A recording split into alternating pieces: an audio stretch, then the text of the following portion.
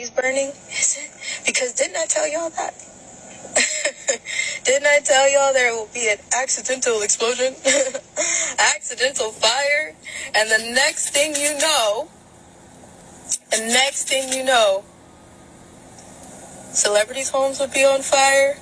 Things would be on fire. I pray for the people in its path, but I also pray that it exposes the things that it needs to expose. Y'all would not believe what they found in certain areas that were burnt in the LA fires. Could this be why the military and the FBI was deployed and was stopping people from going down certain areas? But the difficulty is getting people to believe something that they don't want to believe. And in each of these cases, this is where the money is. Incapacitated where? Child, please. Wendy Williams is back again, and she is not incapacitated at all like her guardian was trying to claim. It turns out Sabrina just made that up to convince the whole court that Wendy was not well so she can continue to allegedly get a portion of Wendy's money. Wendy also didn't slack in spilling the tea about what she knows about Diddy, and girl, she ain't hold back on a thing. Not only did she confirm the rumors about Diddy getting her fired from Hot 97 when she exposed him for being DL, but she also gave us some tea about the things that Diddy has done so that nobody knows about it, and how the recent California wildfires, which conveniently burned down the houses of a lot of celebrities, was tied to it. Look at in situations like this is I look at the patterns of who got wiped out and how.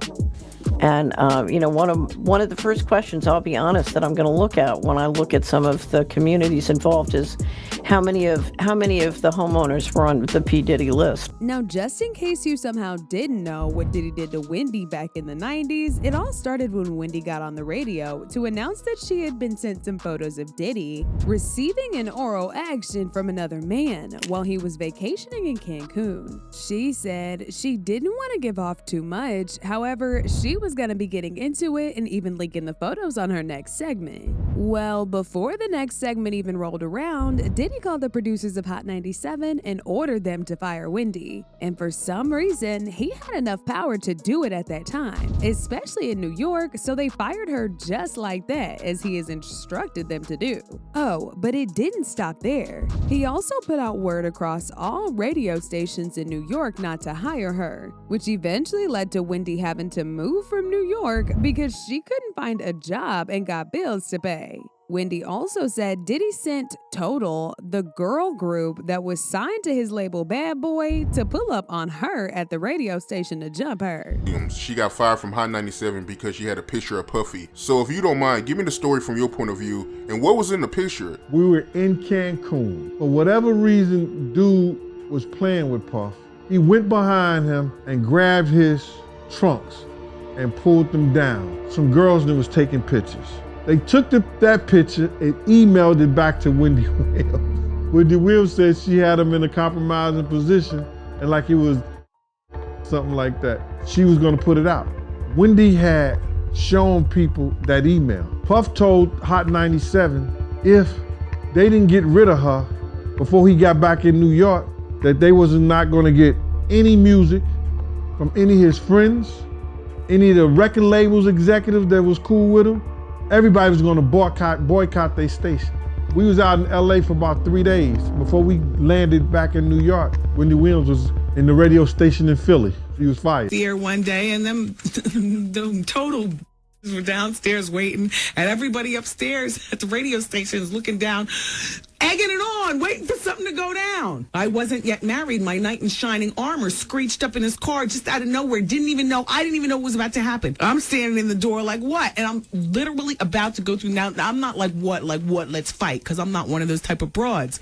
And plus, there was 3 of them. The little Chinese man that drove the van that they were coming at. There was no security or anything. It was just them 3 fighting broads. And me. And my coworkers that shot standing upstairs trying to look down to see it all jump off. They all knew. When I said goodnight to everybody, everybody's pressed up against the window. I didn't even walk or bother asking, what are you all looking for? Because, when the clock strikes, it's time to go. It is time to go. I didn't get a chance to hit the sidewalk before I knew it, out of nowhere. And there's a whole bunch of rah-rah going on outside, and I'm still trying to figure out what the hell is going on. And I send Cower and Skell out on the sidewalk, and he comes back in and says, "It's total outside." And they were about to set it on you. Now, after all that, Wendy somehow managed to get over the blackmailing from Diddy and finally spoke about it for the first time in 2013. But even then, she held back from saying too much at all because she didn't want him to come for her again. A very homosexual era of hip hop as well. There was a radio personality once upon a time. Her name was Wendy Williams, and she was practically burned at the stake for talking about such. And now it's all come full circle. There were many situations, none of which to talk about, but there were many situations back in the day in my career, and it's all coming full circle now. So Wendy was also one of the first people to hint at Diddy being controlling over Cassie. Right after Cassie filed her infamous lawsuit, this video of Wendy talking about him controlling Cassie went viral. She also very boldly accused Diddy and J-Lo of making Shine take that fall for the 1999 nightclub incident, which, by the way, Shine has made very clear that he was made to take the fall for at just 19 years old. Cassie's in South Africa filming Honey 3, and she allegedly has been avoiding Puffy. And, you know, my thing about when you date a mogul is that it's really difficult to avoid them, because if you use your head, you never know when they're gonna pop up on the scene. Like, he's mogul, like he can hire a plane right now, zoom into South Africa, land on the roof of the hotel where she's staying, okay, pay people off at the front desk, give me the key and let me up in her room. Like, I'm already paranoid. Of Michael Jackson's song, Lady in My Life, and wrote, if anyone sees Cassie this weekend, please tell her to listen to this song 100 times. I suggest don't use social media, though, to reach out. I think this is a grand overture from Puffy. I don't believe he really wants her back. I believe he probably treated her at some particular point like a possession, like a possession. And if you really care, then you'd reach out privately, not publicly. Absolutely set up to be the fall guy. Taking the fall means not snitching, not getting your friends in trouble. Even today, I wouldn't want to do anything to get anyone in trouble. I do not own a gun,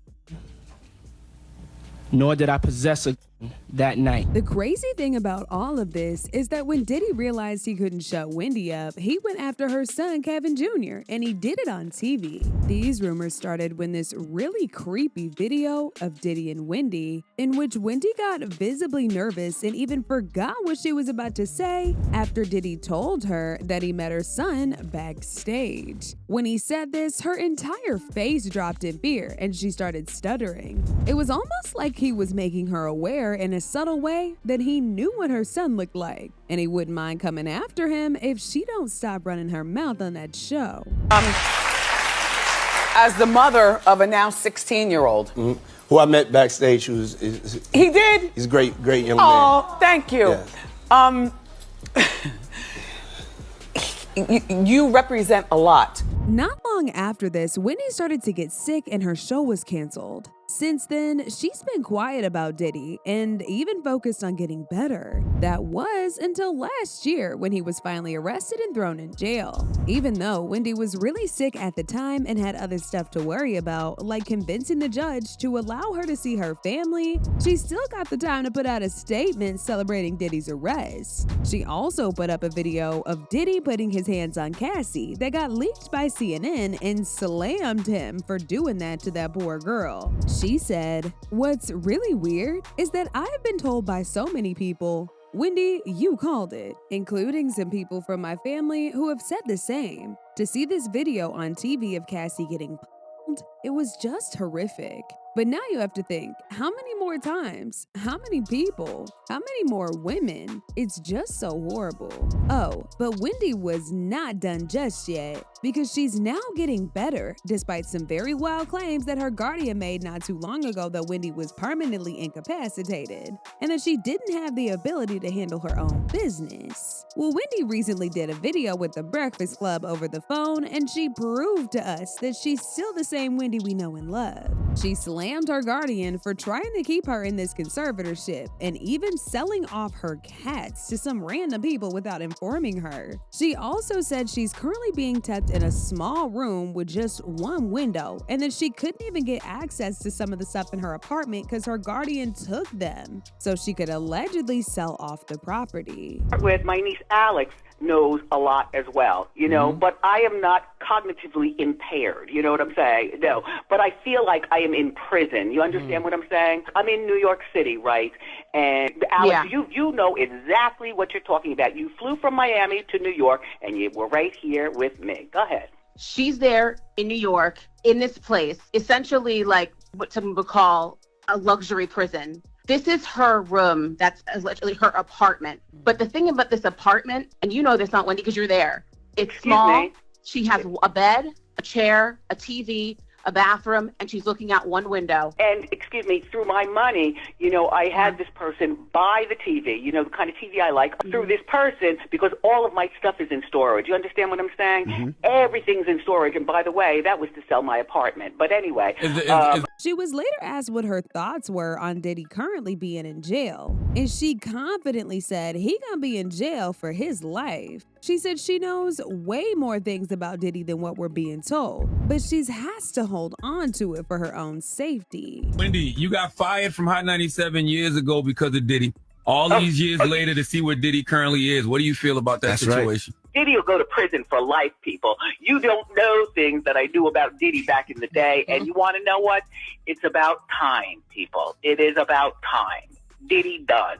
She's still got it. Day. How you doing? See, she still got it. Wendy. Now, when Wendy brought this up, people couldn't also help but bring up the fact that a lot of celebrities who were rumored to be incriminated in Diddy's case also lost their homes in the recent fires. Apparently, the FBI restricted people from going into certain areas, even places that weren't burning down, because they were apparently trying to hide some things. It's unclear what these rumored things were, but people claim it had something to do with Diddy and some of the evidence he has against the celebrities. Okay, cool. This could be a wild take, but does anyone else think that Diddy could have started the fire from inside? I don't care what anyone says. I feel like that Los Angeles fire did not start on its own.